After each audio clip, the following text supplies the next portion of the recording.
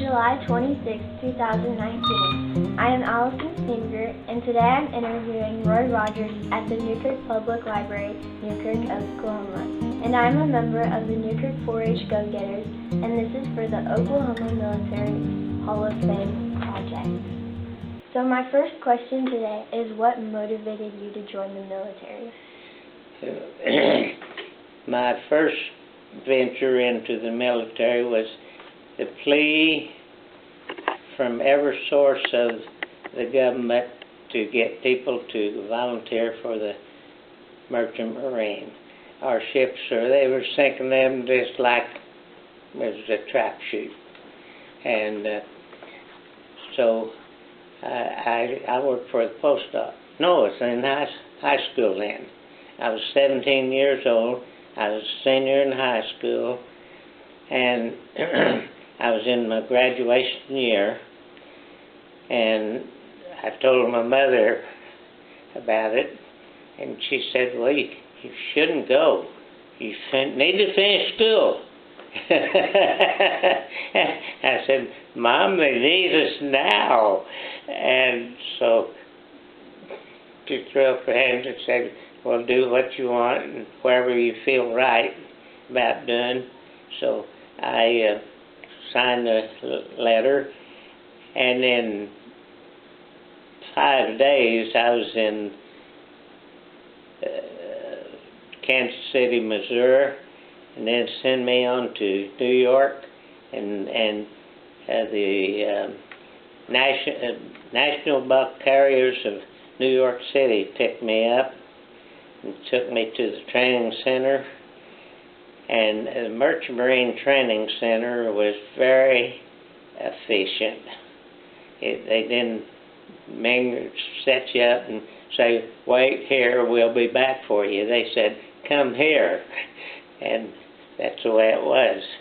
And I can't remember how many months we were in the training section, but World War II was still on.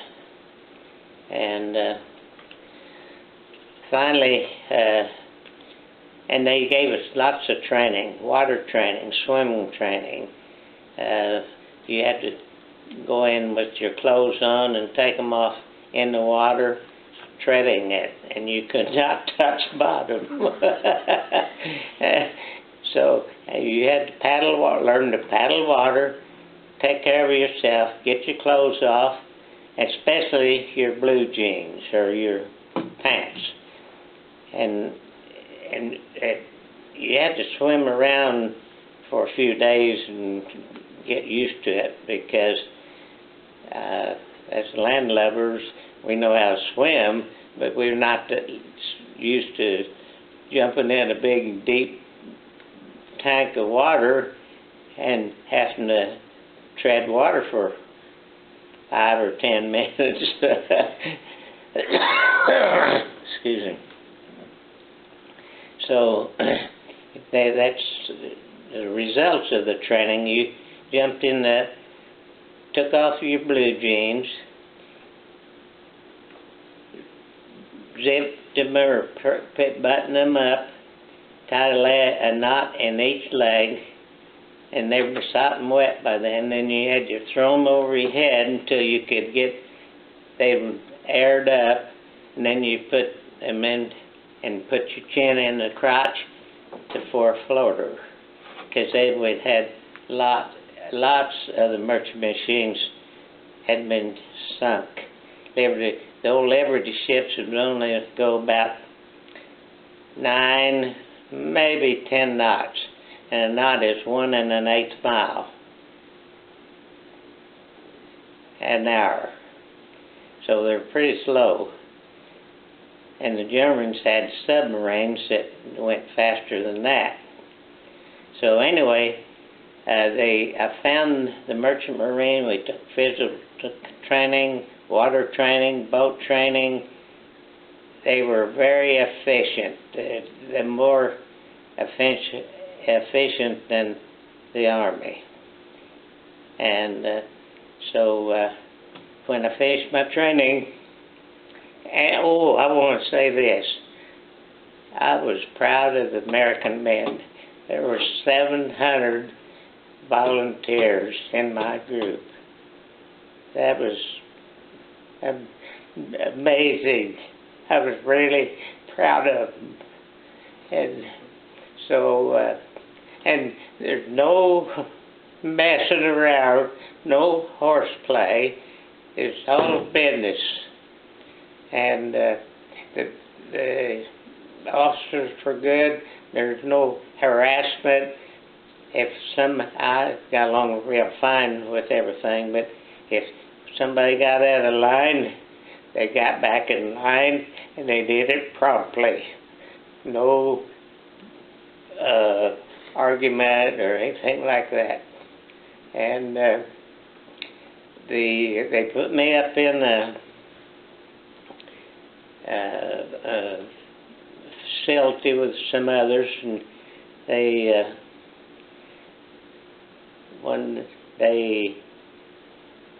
come and got us and put us on, signed us to ships.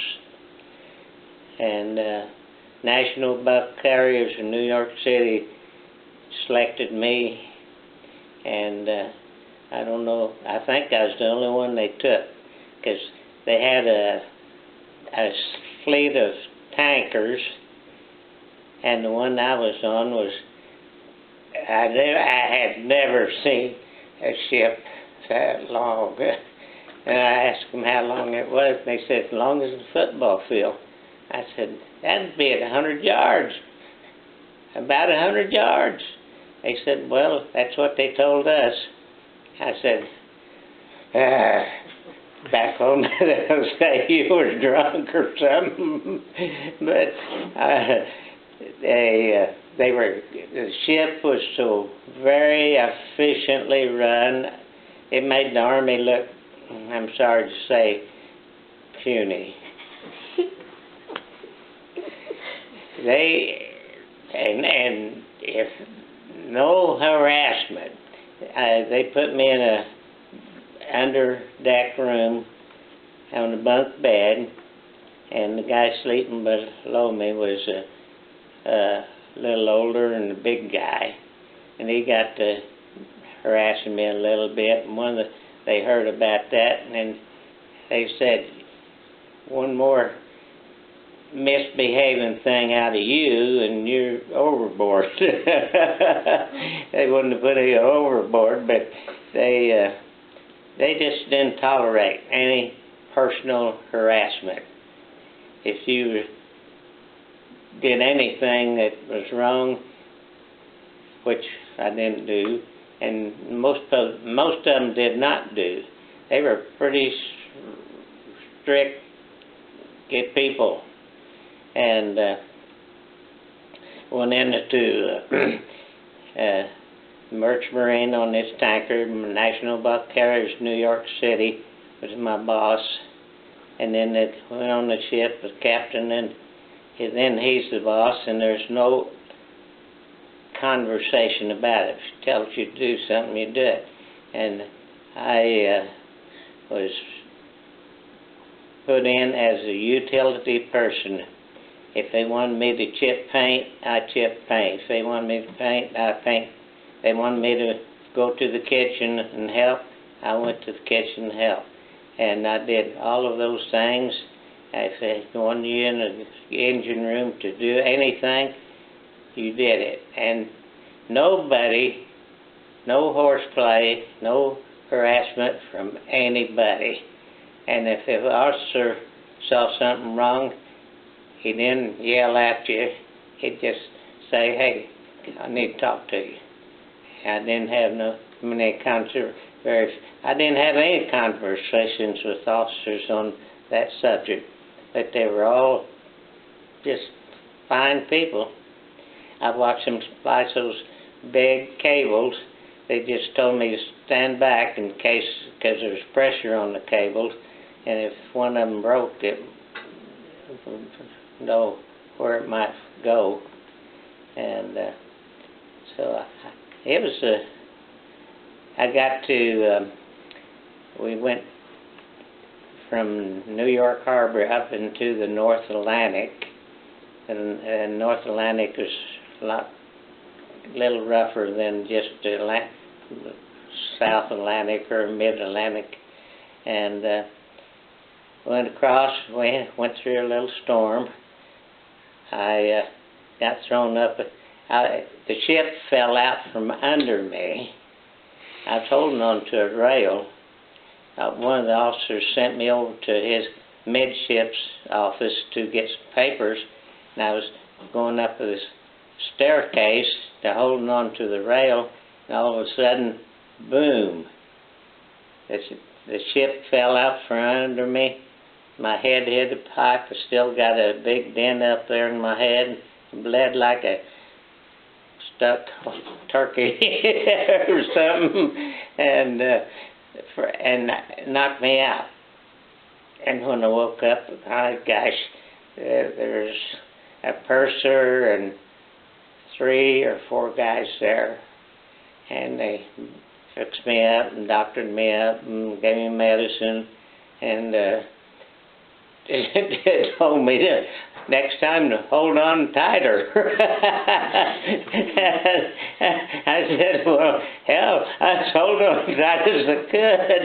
It just took that out of my hands, and you didn't have any warning or anything.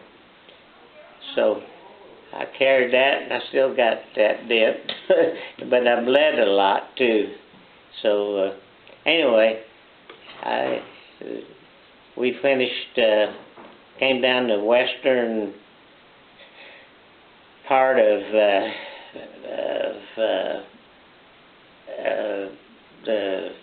ocean, land part, and went into, was going into Antwerp, Belgium's supply line. And on the way, I got to stand out on deck. I didn't have an assignment at that moment, and I counted 30 noses of ships as we passed along the way. 30. And I thought, my God. But the old Liberty ships would go just about 9 knots, and then a knot is a mile and 1/8 an hour, and that's their top speed, and most of them. And those subs could do a little bit more than that. And then they found out where the supply point was. They just set off there about several miles and sunk them. And they, in probably half a mile, they were all headed for that opening to get to a channel to get up to Antwerp, Belgium's supply point, because that gas, high-octane gas, was for the United States Navy aviation. So, our draft on our ship was 40 feet deep in the water, and the depth was 45 feet, supposedly. The Germans already had floated mines up that, and they knew where the supply point was. They were not stupid at all about finding out those things, and they cleaned the mine, or the channel, out pretty good. It was a wide channel, but that ship was pretty wide, and we took up 40 feet of the depth of that thing. And we had men up on the bow dropping lines to check the depth. But if we got on the ground up there or hit one of those mines that sunk into the mud or something, it wouldn't be here.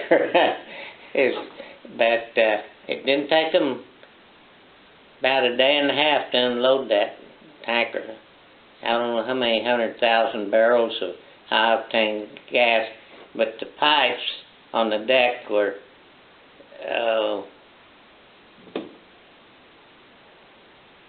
diametrically, they would have been probably 15, 16 inches, something like that. They were big, and boy, when they tied up, the work began. The deckhands were working night and day, and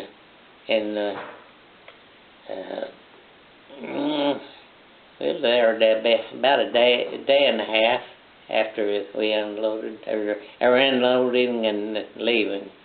When we came out of that supply point, the old captain said, "Hold on to your hats, guys. We're heading home." And the war had ended too. And we left out of New York City, but they were going to go back to Texas, one of those ship points down there. And that old ship, I didn't know that thing had run so fast. But they were really good people. The company at National Bulk Carriers, they were really good to work for. That old guy that was sleeping under my bunk that was giving me a little trouble, they picked up on that, and they told him, "You leave him alone or you're over the board." And he did too.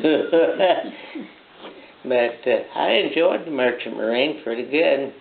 And then of course I came home to Ponca City High School. I was a senior, and I was 17 years old still. And I forget who the principal was. But anyway, he said, "Roy, where in God's name have you been?"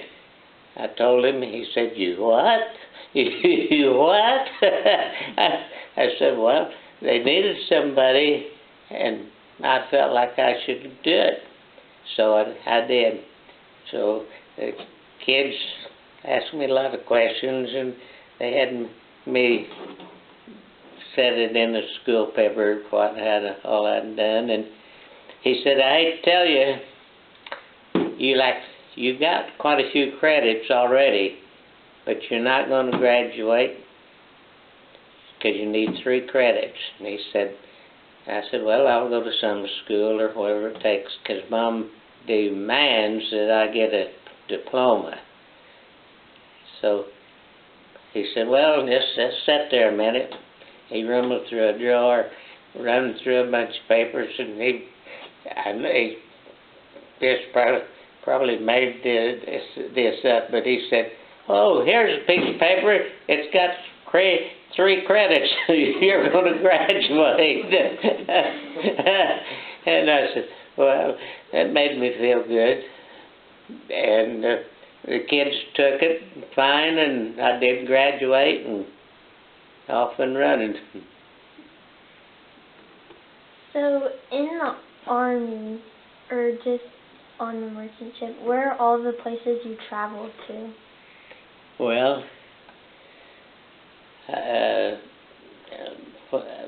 New York City. I've been in New York, Florida, and Waldorf, Astoria, and we came back. I enjoyed eating in some of their better places because I had a handful of money. And then I came home. I came home from Texas, though, but I went back to school, like I just said, and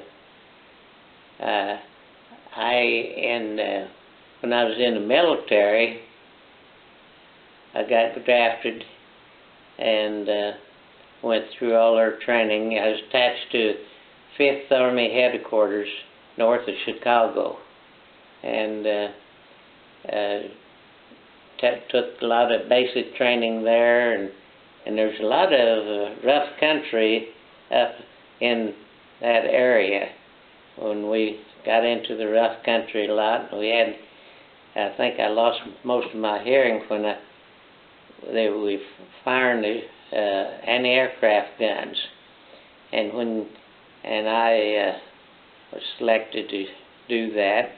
I don't know if I volunteered or not. Probably should not have, because you're about a foot away from your head was from when the cartridge exploded. And I kept hollering, "I need some cotton, I need some cotton." The old sergeant said, "Can't hear you." So I went on from there.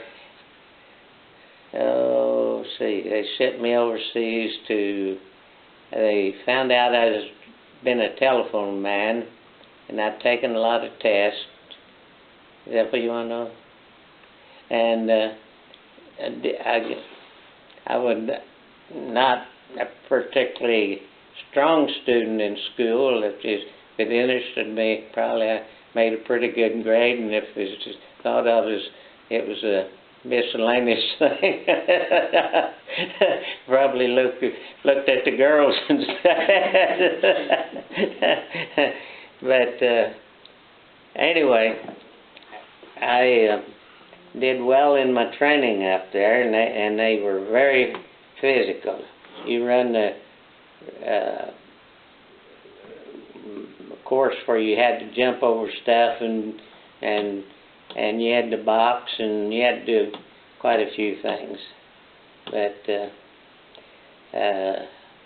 then they shipped me out to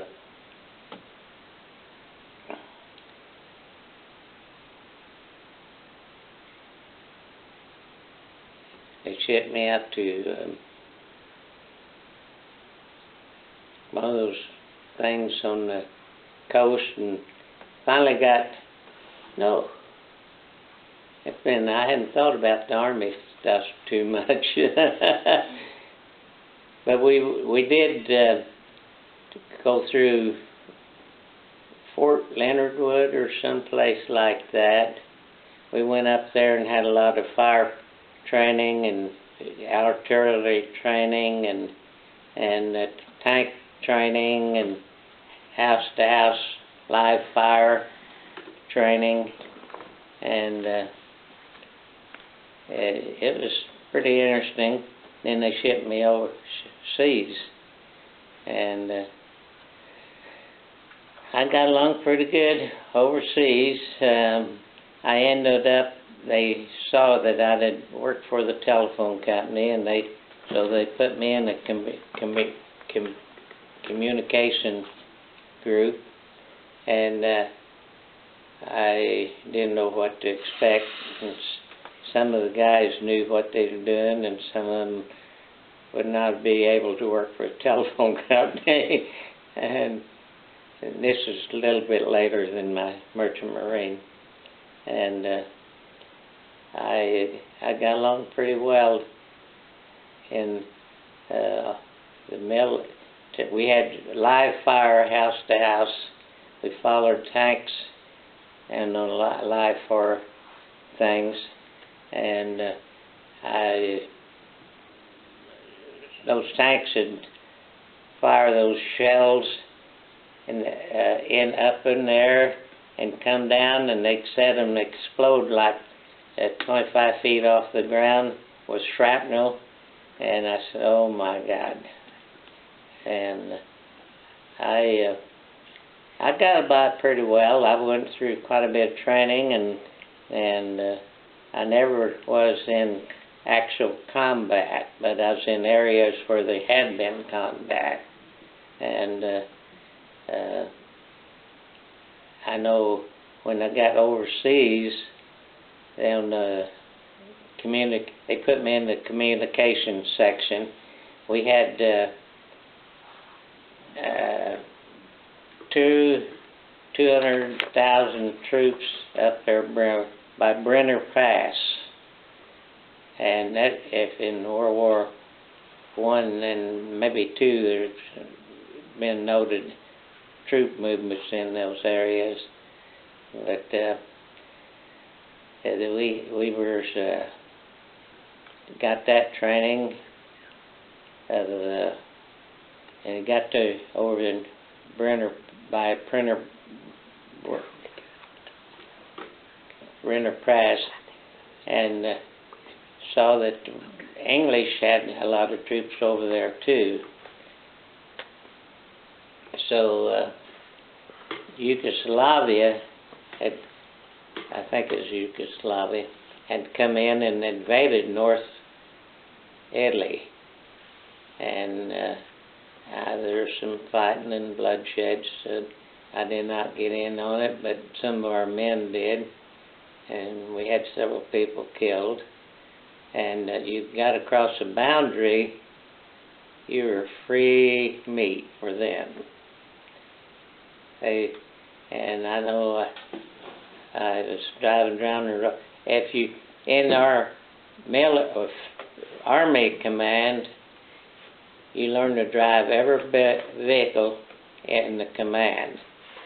So I was driving a 6x with a newcomer in it. I was driving down this road, and I looked up ahead, and I saw some soldiers that looked like sitting around out in front of a building. I had not seen that over on around where I was, so I slowed down, and I see this yellow building behind him, and then I got a little closer, and I see this about 2-foot wall out in front of it, all around it, and then I had slowed down considerably. I was probably doing 10 or 15 miles an hour, wondering, I didn't know we had any troops over there.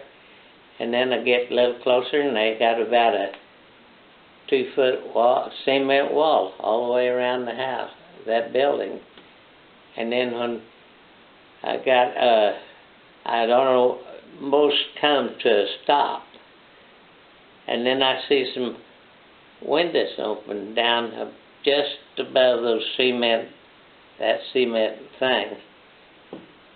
And then I see some pipes sticking out me. They were not pipes, they were machine guns. Boy, I went to the countryside right fast. Because if I'd crossed the border, they'd already killed 2 or 3 of our guys for getting across the border. And they were not really marked. But they had built this housing facility to keep their troops in. So I took care of a lot of the communications over there. In fact, I controlled all of the maneuvers, communications for both armies.